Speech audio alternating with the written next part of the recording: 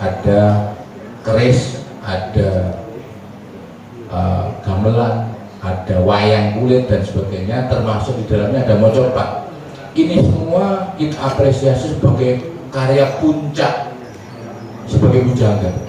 Karena ini puncak, ini sebagai penghormatan para orang-orang sekarang. Jadi penghormatan orang sekarang itu kalau mikul dhuwur mendem jero itu seperti itu, Bang. Jadi menganggap karya mereka itu sebagai karya puncak. Karena puncak berarti sudah tidak ada di atasnya lagi gitu.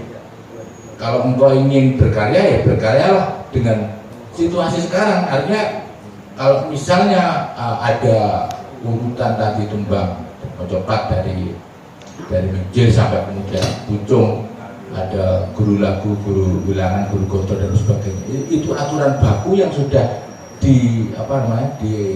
dibakukan oleh para pujangga itu. Nah, apresiasi dari generasi sekarang menganggap bahwa itu adalah karya puncak para pujangga. Itu tadi, karena puncak maka tidak ada karya yang lebih baik lagi dari itu. Wayang misalkan, kalau kita membuat satu misalnya misalnya Arjuna itu digambarkan sebagai tokoh wayang yang paling tampan. Di dalam pewayangan itu yang paling tampan misalnya Arjuna. Kok kemudian orang sekarang reko-reko atau gawe nandingi Arjuna yang lebih bagus lagi, salah malah nanti, malah tidak pas. Jadi kita biarkan, kita lestarikan. Makanya tugasnya menurut saya para generasi sekarang itu melestarikan atau nguri-nguri. Nah, ini sebagai bentuk memayu hayuning bawono, yaitu memelihara atau melestarikan karya para pujangga, termasuk ada nuansa mikul dhuwur mendem jero. Ini bentuk penghormatan kita, itu begitu. Nah, kemudian menanggapi Pak Partan, terus sangat kalau mau magepukan kalian menemukan jati diri. Terus menika pancen trap-trapanipun tiyang ingkang anu nggih napa semedi utawi Tapa Brata. Terus menika ibaratipun menika nggih sami kewon meh sedaya menika tasawuf napa nggih napa agami man arafa nafsahu faqad arafa rabbahu. Barang siapa mengenal dirinya maka dia mengenal Tuhannya. Nah, ini tentu ada beragam pandangan yang dimaksud itu bagaimana, gimana macam-macam lah. Ini menyesuaikan. Yang jelas itu tadi bentuk gambaran dari orang yang sedang bertapa. Kalau orang di dalam agama Islam ya sholat kusuk begitu, anunya seperti itu. Jadi tan samar pamuring sukmo sinuk semoyo winah yo ing sepi. Jadi tan samar pamuring sukmo memang ibarat seperti Bima Seno yang kemudian melihat jati dirinya yang digambarkan di situ simbolik seperti Dewa Ruci, artinya wajahnya itu seperti Bimo, hanya saja bentuknya kecil. Nah, ini ya tentu gambaran yang boleh dimaknai man arafa nafsahu faqad arafa rabbahu tadi itu. Jadi tan samar pamoring sukmo sinum semoyo winahya yang sepi, artinya dilakukan pada di tempat yang sepi. Secara umum dalam konteks pendekatan diri atau semedi ini dalam rangka untuk menurunkan ilham, itu berada di tempat yang sepi, kemudian mengurangi bicara, kemudian mengurangi makan, mohon maaf perut lapar gitu. Kemudian yang berikutnya mengurangi berhubungan dengan makhluk. Memang Tapa Brata semedi itu seperti itu kan, gambarannya memang seperti itu.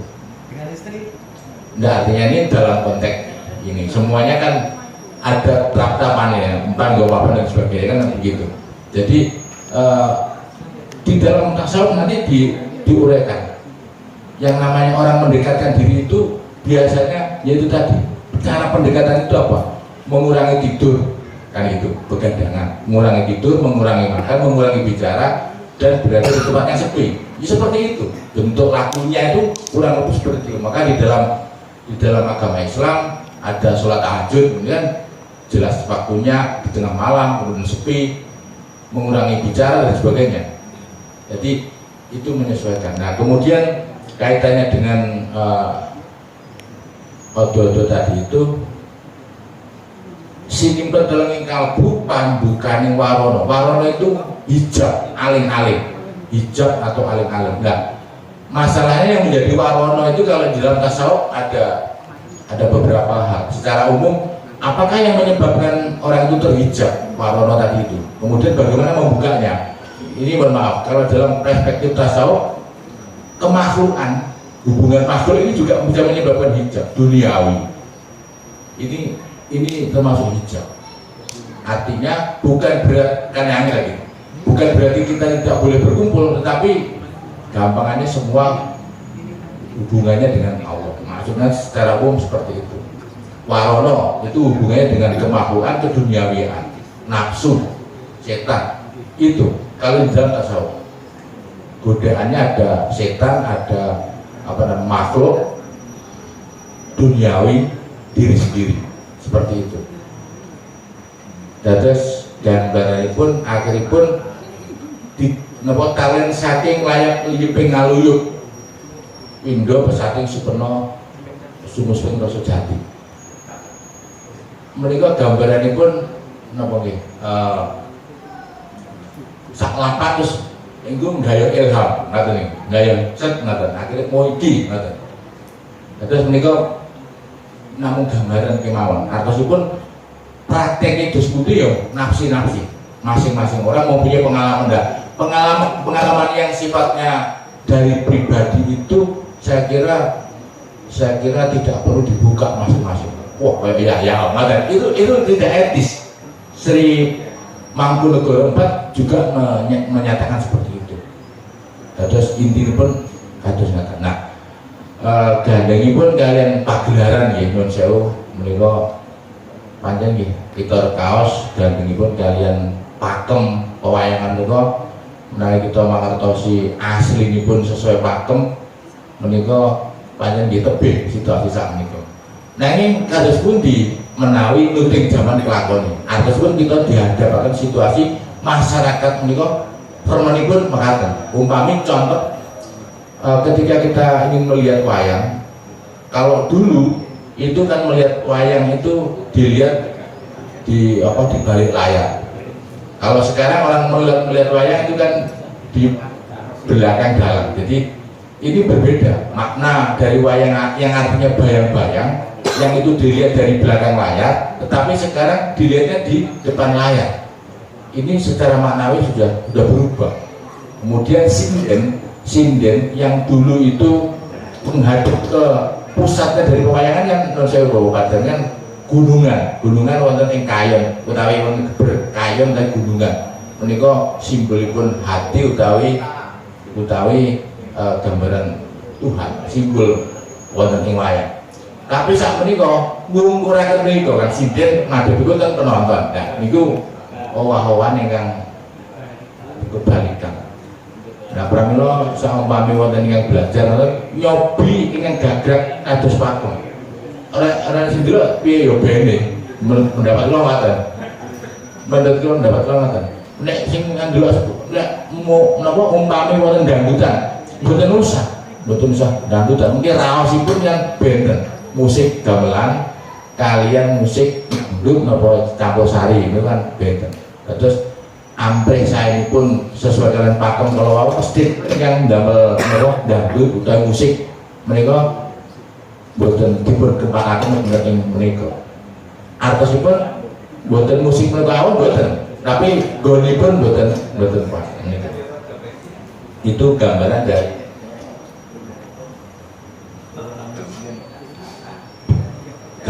dari pakeliran yang sesuai dengan pakem atau tidak. Nah, dalam hal ini idealnya memang niku kembali ke pakem. Salajengipun sekedhik menika kalau wau Bapak Haryono sudah mendendangkan lagu Ilir-ilir. Mas Riko juga tadi mendendangkan lagu Ilir-ilir. Ada baiknya kita kupas sedikit. Lir-ilir tandure wis sumilir. Artinya tandure wis sumilir itu sudah mulai ngilir tanpa tanaman padi itu sudah mulai ngilir, tak ijo royo-royo. Jadi ini sebuah gambaran harapan yang baik, didukung sebuah harapan yang baik. Tak Sengguh pengantin anyar, gambaran dari tak ijo royo-royo itu digambarkan gambaran kebahagiaan seorang pengantin suami istri. Bocah angon penekno blimbing kuwi. Bocah angon sudah jelas ini gambaran dari seorang pemimpin yang kemudian penekno blimbing kuwi, yang secara umum ini ada bergigir lima mungkin secara umum bisa dimaknai rukun Islam atau mungkin Pancasila, monggo, ataupun ini ada sesuatu yang bersifat positif. Lunyu-lunyu penekno kanggo basuh dodo tiro. Walaupun licin kita memanjat pohon blimbing tadi itu, tetap panjatlah untuk membasuh dodo tiro. Dodo itu kain, dodo tiro kumitir bedai pinggir. Nah, kain kita itu sedang sobek di pinggirnya. Padahal ini tadi itu penting, posisi kain itu dalam konteks beribadah ini wajib untuk menutup aurat, misalnya begitu. Dondomono jelumatono kanggo sebo mengko sore. Ini untuk menjalankan ibadah tentu menggunakan kain tadi itu, yang hal ini penting karena merupakan suatu baku ibadah menggunakan kain tadi itu. Mumpung pada rembulannya, nah ini mumpung ada kesempatan, ini diisyaratkan pada zaman berdirinya Kesultanan Demak yang notabene Kanjeng Sunan Kalijogo saat itu mulai melakukan syiar dakwah Islam, bahkan juga menggunakan media wayang yang tiket nontonnya itu dengan menggunakan lafal syahadat. Jadi kalau yang lafal syahadat itu boleh masuk, boleh menonton. Ini pada rembulannya ya termasuk jembar kalangane yo surau surah iyo, artinya ini mengisyaratkan sebuah kemenangan atau keberhasilan. Ya surau surah iyo ini. Nah, tentu dalam hal ini bisa dikontekstualkan ke situasi apa saja, situasi hilang gemilang atau kemenangan atau kejayaan, monggo dalam situasi apapun kita tak ijo royo-royo tadi itu. Jadi demikian Mas Riko, suluk lagi mau Mas Riko.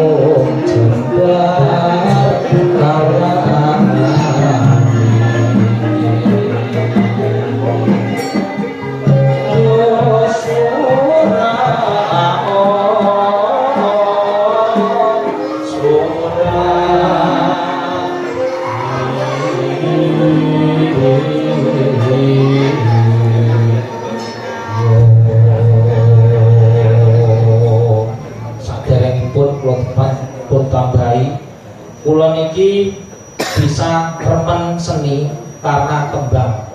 Dulu saya dari SD sampai kelas 6 niku juara Panem Bromo Mocopat Setulungagung. Buatan kok pamer, tapi ini adalah salah satu istilahnya yang menguatkan diri saya, idealitas saya untuk tetap cinta Jawa. Kalau bukan jenengan-jenengan yang mau marahi tembang-tembang Jawa, lalu siapa lagi? Ngoten. Makanya di sini PR jenengan paribasan satu tembang saja buat dipun apalke. Ngoten nggih. Gus-gus batok, apa Bapak Kuncung, ngoten nggih. Ini untuk mengapresiasi simbah-simbah kita. Matur nuwun saderengipun. Assalamualaikum warahmatullahi wabarakatuh.